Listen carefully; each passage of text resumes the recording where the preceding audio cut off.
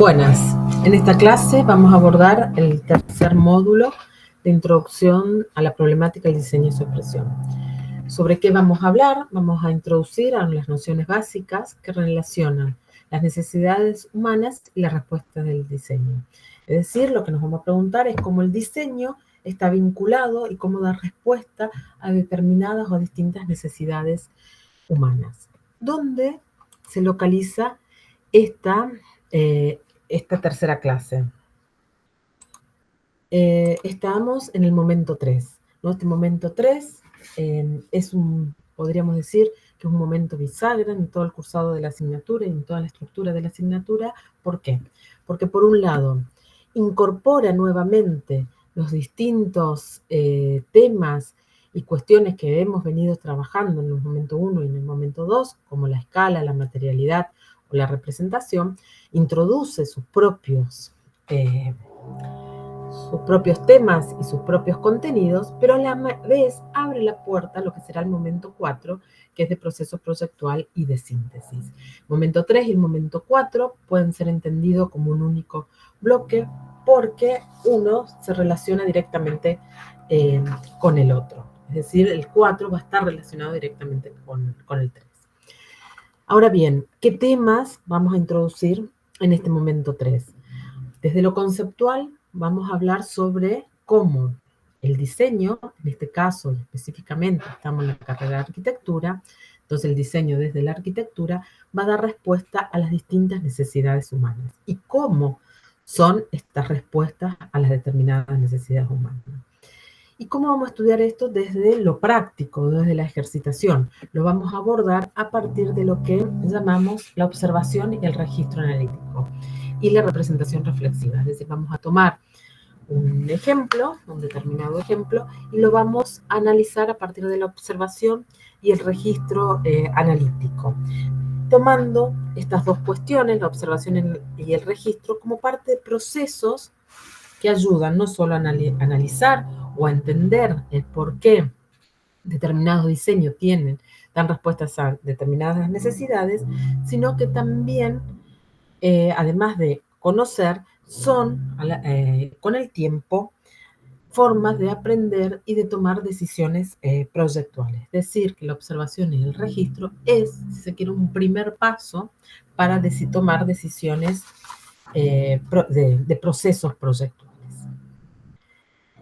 Ahora bien, ¿no? El diseño de espacios y de objetos siempre han estado relacionados a la necesidad de dar respuestas a las determinadas necesidades humanas.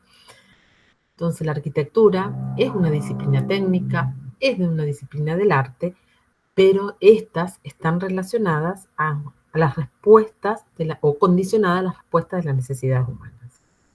Y las necesidades humanas son bien diversas, tal como lo expresa esta pirámide de Maslow de 1943. Y pueden ir de las más básicas, como las necesidades fisiológicas o de descanso, por ejemplo, a aquellas más complejas que se encuentran en la cima de la pirámide, que son aquellas que tienen que ver con necesidades emocionales, por ejemplo, las necesidades de autorrealización. Si bien estas son necesidades variadas que han ido cambiando y evolucionando con el tiempo, hay algunas necesidades que de alguna u otra forma están implícitas casi en toda nuestra historia como humanidad, toda nuestra historia como sociedad, y están implícitas también, inclusive como en estas imágenes, en los juegos del niño. Por ejemplo, aquella necesidad de refugio o podríamos decir de otra forma, de vivienda. Esta es una quizás de las más básicas y de la que ha estado presente por mucho tiempo y ha tenido distintas formas de adaptarse y de dar muchísimas respuestas a esta necesidad. Y las necesidades están relacionadas, y me interesa este cuadro, con lo que Mark Neff llama satisfactores de necesidad, es decir, preguntarse a cada una de las necesidades cómo se les puede satisfacer o dar respuestas. Y me interesa este cuadro por esta cuestión, porque Marniff habla de que se pueden satisfacer en lugares, ¿no? Hay distintas formas, cualidades, acciones o cosas y también lugares. ¿Y por qué digo que esto es lo que me importa? Porque esto está relacionado directamente a la arquitectura. Entonces, para determinadas necesidades, ¿cuáles son los posibles lugares en donde se van a poder satisfacer esa necesidad? En todo caso, ahí entraríamos nuestra disciplina, cómo podemos diseñar o adecuar estos espacios para que sean adecuados para responder a esas necesidades. Pero estas necesidades y estas respuestas se dan en una cuestión muy importante que hay que tener en cuenta. Se dan en contextos determinados, se dan en contextos sociales, culturales, temporales y geográficos determinados. Y esto, que puede parecer palabras, son muy importantes y son determinantes. ¿Por qué? Porque estos contextos van a determinar cómo las personas, cómo se originan las necesidades, es decir, cómo las personas piensan, originan o las necesidades que van a pensar. El contexto temporal va cambiando de las necesidades, el contexto social cambian, o sea, el origen de las necesidades está determinado por este contexto. Pero al mismo tiempo, este contexto va a determinar la forma en que los grupos de diseñadores van a interpretar estas necesidades. Entonces, una respuesta determinada desde el diseño a una necesidad va a estar condicionada por este contexto, no solamente por la necesidad. Y ahora vamos a ver un ejemplo. Entonces, toda la respuesta del diseño tiene una interacción y una sinergia entre estas variables que van a dar o determinar cómo tienen que ser estos espacios o en este caso, arquitectura. Si vamos a un ejemplo y decíamos la necesidad de refugio, de vivienda, es uno de los más básicos y quizás que nos ha atravesado toda la historia como humanidad y todas las culturas, podemos ver que, por ejemplo, cuando las culturas eran nómades, quizás una forma de buscar refugio eran las carpas o tiendas de campaña, donde hay unas primeras evidencias ya hace 40.000 años antes de Cristo. Y la técnica y la forma de este refugio tenía que ver con esta necesidad de trasladarse de un lugar a otro, que no estaban fijos en un determinado lugar. Entonces, había unos recursos que era lo que disponía los palos o los cueros, que era lo que se podía conseguir, pero también tenía que ver con esta necesidad de traslado, ¿no? Esta u otra forma de aquellas viviendas antiguas, tradicionales, pero que ya no tiene que ver con esta misma cultura. Es ya una sociedad seguramente sedentaria. Entonces, hay un recurso técnico y de material que es el que da, en este caso, las piedras de la naturaleza, una búsqueda tecnológica para poder sostener estas cuestiones, pero que ya cambia en esta forma. Estamos hablando de contextos, por ejemplo, temporales distintos. Esta misma cultura, esta búsqueda de refugio, por ejemplo, y que son en culturas que se trasladan, podemos verla cómo se construyen de formas distintas, ¿no? En contextos diferentes, en contextos temporal y geográficos, sobre todo, diferentes, ¿no? La yurta, que es esta tienda de campaña circular, muy característica y tradicional de los pastores nómadas mongoles de los pueblos del Asia Central, que en algunos casos aún sigue, en grupos reducidos, sigue utilizándose hasta el día de hoy, ¿no? En culturas que todavía se trasladan de un lugar a otro. ¿Qué hace? Es fácil de transportar, protege del frío y del calor en climas desérticos y extremos, ¿no? Mucho calor durante el día y mucho frío durante la noche. Esta también es una tienda de campaña, una carpa muy particular de un determinado contexto cultural, ¿no? Los sioux, la famosa tipi, que también tienen esta idea de trasladar. Ambas, ¿no? Están muy vinculadas a una cultura determinada, a un tiempo determinado, y hacen que sean identitarias y que apenas la veamos, enseguida nos transmitan a ciertas culturas. Pero las viviendas, ¿no?, han cambiado y han evolucionado a lo largo del tiempo y las distintas culturas adaptan su forma de vida, o las viviendas se adaptan a las formas de vida de cada cultura.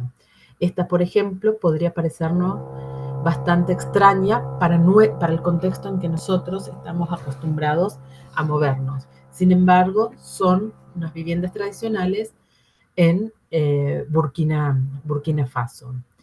O estas otras viviendas que se adaptan a un contexto geográfico determinado que tiene que ver con un clima determinado, ¿no? Estas viviendas tradicionales en un contexto geográfico donde el clima es muy caluroso y muy húmedo y donde tienen entonces ciertas características para dar respuesta a la necesidad de habitar, pero que también resguarde cierta habitabilidad y cierto confort en ese habitar. Por esto, ¿no?, están sobrelevadas, son muy abiertas, muy permeables, lo que permite la ventilación, el viento, los techos inclinados para los climas húmedos, etcétera, etcétera. Una serie de características que tienen que ver con este contexto. Y si esto es lo tradicional, hay reinterpretaciones contemporáneas que también buscan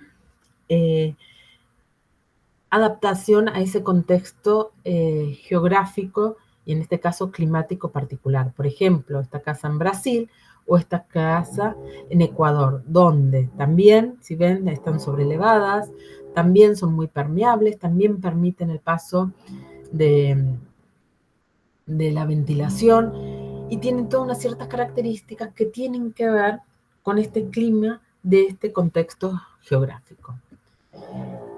Y no me quiero extender mucho en cuanto a la vivienda porque podríamos pasar por muchísimos ejemplos y por una variedad de situaciones, pero traigo aquí arriba 3 imágenes para ver cómo una misma necesidad en distintos contextos, en distintos momentos, puede dar respuestas bien diversas, ¿no? Esta es una calle, estas son viviendas colectivas en Ámsterdam, donde enseguida vemos la característica del pueblo de Ámsterdam, esta imagen de La Habana, o esta otra, bastante particular, de un pueblo al borde en un borde fluvial en China, ¿no? Distintas imágenes que al mismo tiempo esta repetición de la vivienda y de la forma de dar respuesta a esta necesidad va generando una identidad en los pueblos, es la expresión de la identidad de los pueblos. También la arquitectura y de cómo buscar dar respuesta a estas necesidades fue generando a lo largo del tiempo algunos ejemplos paradigmáticos que perduran en el tiempo y son ejemplos que se estudian hasta el día de hoy. Solo por traer 2 ejemplos, está la casa Farnsworth, donde introducen la vivienda materiales como el acero o vidriado, donde busca en este espacio vincularse con un entorno y un contexto geográfico particular en un bosque. Entonces es una vivienda muy vidriada donde se rompe la afuera y la adentro. Esa es la búsqueda, es una respuesta particular a una necesidad. Casa Farnsworth de 1951 del arquitecto Mies van der Rohe. O esta otra, la casa Eames de los arquitectos Charles y Ray Eames, que lo que busca, o es conocida por esto, por trabajar con la modulación, ¿no? Por la modulación, uso de materiales prefabricados, búsqueda de un diseño funcional, accesible y en parte económicos. Es decir, hay distintas formas de abordar y de dar respuesta a esta necesidad. Y esto también es vivienda de diferentes modalidades, si se quiere. Si en estas estamos viendo casas individuales, aquí vemos vivienda colectiva en altura. Y esto tiene que ver también con dar respuesta a una necesidad, pero tiene que ver con un contexto geográfico temporal y con la introducción de nuevos materiales y nuevas cuestiones mecánicas. Por ejemplo, esto es posible solamente cuando aparecen nuevas tecnologías y cuando aparece el ascensor. Este es uno de los ejemplos. Uno fue pionero en la introducción de materiales y técnicas constructivas, y el Cabana en Buenos Aires, en nuestro contexto, fue por mucho tiempo el edificio más alto de nuestro país. Es decir, lo que quiero mostrar con esto es cómo la necesidad es la misma, se quiere la búsqueda del refugio y de vivienda, pero las opciones son múltiples y tienen que ver con distintas cuestiones, porque las necesidades tienen matices, porque los contextos son distintos, porque la geografía es distinta, el contexto cultural también es distinto, y el temporal, que va haciendo que las formas de vida vayan cambiando y que en cada vivienda uno tenga necesidades distintas. Probablemente, si miramos nuestros alrededor, nuestra vivienda, nuestro hogar, y miramos algún otro, si viajamos, veremos que tienen cierta diversidad y que tiene que ver con la forma de vida de cada persona y de cada sociedad. Otro de los ejemplos que me gustaría abordar en esta idea de respuestas del diseño y necesidades humanas tiene que ver con estos ejemplos de espacios de juegos en Ámsterdam, una serie de pequeñas plazas que se construyeron en la ciudad de Ámsterdam entre el 47 y el 78 por Aldo van Eyck y Jacoba Mulder, y que se dan en un contexto bastante particular y para dar respuesta a una necesidad y a un usuario específico. Y es un ejemplo bastante paradigmático porque se construyen en la ciudad de Ámsterdam entre estos años, entre el 47 y 78, alrededor de 700 pequeñas plazas. Estos puntos amarillos un poco reflejan la cantidad de plazas construidas para el 1954 y la cantidad de plazas construidas en 1961 y distribuidas por toda la ciudad de Ámsterdam. Y me parece interesante porque se da en un contexto bastante particular, en un contexto temporal. Ámsterdam posguerra, ¿no? En un contexto, digamos, de posguerra, muy comprometido económicamente, donde la ciudad había sido bombardeada y donde habían quedado muchas parcelas, muchos lotes, de esta forma muchos lotes vacantes, ¿no? Porque los edificios se habían caído, habían sido destruidos.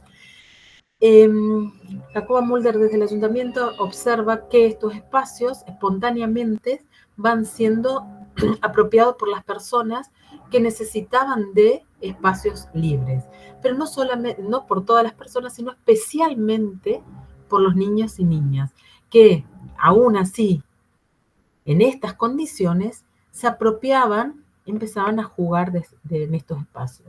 Por tanto, la propuesta fue, en vez de reconstruir con edificios, ¿por qué no pensamos que en cada uno de estos lotes pequeños pueden aprovecharse para construir pequeñas plazas? Y así surgen una diversidad de plazas distribuidas, como les mostré en el plano, por todo Ámsterdam, que son muy sencillas y muy económicas, recordemos, ¿no? Un contexto geográfico, un contexto temporal de posguerra. Entonces se recurre desde el diseño de los espacios a la geometría, a los recorridos, a buscar formas simples pero muy reconocibles por las personas y a vincular el espacio con los distintos mobiliarios urbanos que van a ser parte de este espacio y que le van a dar sentido a este espacio. Y los materiales que se utilizan son materiales nobles, económicos y sencillos, fáciles, además, fáciles de mantener, como el ladrillo, la piedra, el hormigón o la madera. Y así aparecen muchos de estos ejemplos de plazas, ¿no? Donde el protagonista, los protagonistas son las personas, especialmente eh, los niños, ¿no? Y donde los mobiliarios también son diseñados en función de sus espacios. O podríamos decir que los mobiliarios hacen el espacio y el espacio hace o requiere de determinados mobiliarios. No pueden entenderse uno sin otro. Y estos mobiliarios urbanos, los juegos, los areneros, también están construidos con el mismo sentido, materiales nobles, económicos, fáciles de mantener y también con una forma geométrica muy pura, simple y comprensible. Y aparecen los areneros, las distintas estructuras metálicas, ¿no? La idea de treparse, aparece el agua dentro de los juegos infantiles, elementos de madera, elementos de hormigón, que permite una diversidad de actividades, es decir, una conjunción de objetos y de espacio o del espacio hecho con estos objetos y pensado, si bien para todas las personas, pero con un usuario, una mirada específica hacia las infancias. Y para terminar este ejemplo, me gustaría que el momento que les tocara hacer sus ejercicios pudiesen hacerse algunas preguntas. ¿Para qué? Para, decimos, adiestrar la mirada, ayudar a la observación. ¿No? Observar es mirar con detenimiento y poder hacernos algunas preguntas. Y algunas de estas preguntas podrían ser estas, ¿no? Bueno, lo que tengo que analizar, la obra o el espacio arquitectónico seleccionado, ¿qué contexto histórico y social se construye o se diseña, se piensa? Tiene un contexto geográfico determinado para dar respuesta a qué necesidad, para qué uso específico. ¿Tiene un uso específico o no lo tiene? ¿No? ¿Tiene un uso específico, como en este caso que veíamos, ¿no? ¿Para quién? ¿Para quiénes? Entonces, y la respuesta del diseño, ¿qué forma adquiere? ¿Con qué materiales? ¿Qué medidas? ¿Cómo soluciona a esta necesidad? Otro de los ejemplos que me gustaría abordar son estos dos en conjunto, ¿no? Que son hospitales, son una necesidad muy específica, da una respuesta muy específica y también usuarios muy específicos que son pacientes, ¿no? Con enfermedades. El primero de los ejemplos es el Sanatorio de Paimio en Finlandia de 1932 y el segundo de los ejemplos que vamos a ver es el Hospital Paramétrico en el Puyo, Ecuador, en 2013. Si vemos y solamente por los nombres, podemos inducir que son dos contextos temporales muy diferentes, 80 años de diferencia prácticamente entre uno y otro, y dos contextos geográficos también muy diferentes. Primero, me gusta el Sanatorio de Paimio, diseñado por Alvar Aalto en 1932, tiene un contexto, bueno, en Finlandia, pero un contexto de emplazamiento muy particular. No está en una ciudad, está en el medio de un área boscosa. Y Alvar Aalto piensa, ¿no?, todo el hospital como no solamente como cura, sino que el entorno y la habitabilidad como medio de mejora en la calidad de vida. Por lo tanto, integra la naturaleza en su diseño o esta mirada hacia la naturaleza. Por lo tanto, todas las habitaciones diseña de cierta forma para que todas las habitaciones puedan, o desde las habitaciones se pueda disfrutar de este entorno. Donde hay unas terrazas donde estos pacientes pueden tomar sol y aire en determinadas horas del día, pero disfrutando de este hermoso paisaje. La sala de las tumbonas, ¿no?, donde los enfermos disfrutan de las propiedades curativas del sol, donde las habitaciones, inclusive los mobiliarios, los equipamientos de las habitaciones, están pensadas y diseñadas también en función de ese espacio y en función de esa necesidad y de contemplación y disfrute del espacio del aire libre. Es decir, los equipamientos de las habitaciones en función del espacio y de la necesidad. Nuevamente aquí unas sinergias entre uno y otro. Donde especialmente, seguramente destaca la famosa silla Paimio, que es diseñada específicamente también para ser utilizada en este hospital y teniendo en cuenta las necesidades específicas del paciente. Pero aquí hay otra cuestión que me parece importante.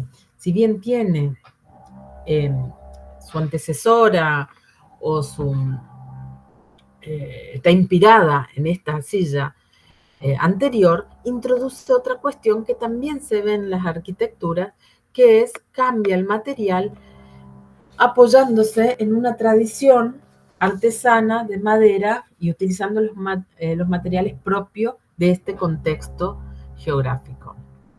Finalmente, el último de los ejemplos, que es este hospital paramétrico en el Puyo, Ecuador, que también se da en un contexto no solo geográfico, que es el Ecuador, sino un contexto particular, económico particular, temporal y económico particular. Se necesitaba dar respuesta muy rápido y económica a la necesidad de construir varios hospitales en el país. Esta propuesta del estudio PMMT en el 2013 se apoya en una forma de construcción paramétrica donde combina la funcionalidad y los sistemas constructivos para construir económicamente y muy rápido. Este hospital tiene unos 14.000 metros cuadrados aproximadamente y lo terminan de construir en poco menos de un año, cuando lo normal sería por lo menos 3 años. Pero busca también ser con módulos prefabricados, de fácil montaje, que sean económicos, y no se olvida en todo esto no solo de la funcionalidad, sino también de trabajar con el contexto geográfico en cuanto al clima, ¿no? Con las ventilaciones, buena ventilación, buena iluminación, aprovechando al máximo la luz y las ventilaciones, con la búsqueda de introducir las ideas de sustentabilidad y de sostenibilidad, especialmente desde lo económico y la reducción de costo económico, no solo en la construcción, sino a lo largo del tiempo en su funcionamiento. Para terminar, decíamos 80 años casi de diferencia en el contexto y formas de abordar diferentes por necesidades también específicas diferentes. Y nuevamente les dejo aquí una serie de preguntas que me parece que les puede ayudar y que así como lo hacemos para estos ejemplos, pueden hacerse para casi cualquiera de los ejemplos que vayan a analizar en su trabajo, ¿no? ¿Cuáles son los contextos históricos, geográficos? ¿Cuál es la necesidad de origen? ¿No? ¿Cuáles son los requerimientos? ¿Han cambiado esos requerimientos? ¿Para qué uso? Los usuarios específicos, las formas, los materiales, las proporciones, etcétera, etcétera. Cuanto más preguntas, seguramente mejor va a ser esa observación. Y para terminar, ¿no? Les dejo algunos apuntes sobre los ejercicios el ejercicio que van a hacer y que están en la guía de trabajo práctico y que van a encontrar en la guía de trabajos prácticos. Van a elegir una obra, un espacio arquitectónico del lugar en el que residen. Les recomendamos que tengan acceso, que lo puedan ir a visitar y seguramente que lo puedan ir a visitar más de una vez porque lo van a necesitar. Porque lo que buscamos es observar, registrar, representar. Estudiamos y analizamos y entendemos a partir de hacernos preguntas, de observar, de esta mirada atenta y de registrar. Y podríamos decir, o podríamos sintetizar, que son 3 grandes paquetes de preguntas o de análisis o de registros. Un primer paquete que tiene que ver con todo lo contextual, ¿no? Los contextos temporales, contexto geográfico, contexto cultural, inclusive preguntarnos si a lo largo de su historia ha tenido ciertas modificaciones o ha ido variando su uso o la necesidad a la que ha respondido. Entonces hay toda una primera parte que tiene que ver con este encuadre contextual. Una segunda parte que tiene que ver con el análisis del espacio y de la forma del espacio exterior, y otro que tiene que ver con forma y espacio interior. Y en cada uno de estos paquetes nos vamos preguntando diversas cuestiones, la forma, las proporciones, las materialidades, etcétera, etcétera. Este es otro ejemplo, este es uno de ejemplos de estudiante de años anteriores. Este es otro ejemplo con una organización diferente, pero si ven y si lo analizan con un poco de detenimiento, verán que los 3 grandes temas son similares, las cuestiones contextuales, y cuando hablamos de contexto también nos podríamos preguntar por qué ha hecho o por qué he elegido esa obra y no otra, ¿sí? Análisis del espacio exterior y análisis del espacio interior. Seguramente si tenemos un ejemplo donde el interior tenga muchos espacios diferentes, probablemente elegiremos uno, elegiremos el más importante. Este es otro de los ejemplos, ¿no? Que también es similar, una cuestión contextual, espacio exterior y espacio interior. Y este es el último de los ejercicios que quería mostrar. Con esto termino, animando a cada uno a hacerse preguntas. Cuanto más preguntas, mejor. Empezar a observar, a adiestrar la mirada para el análisis. Cuando podamos conocer, después son todas variables que nos van a ayudar a encaminar más adelante a un proceso proyectual. Y con esto termino. Muchas gracias.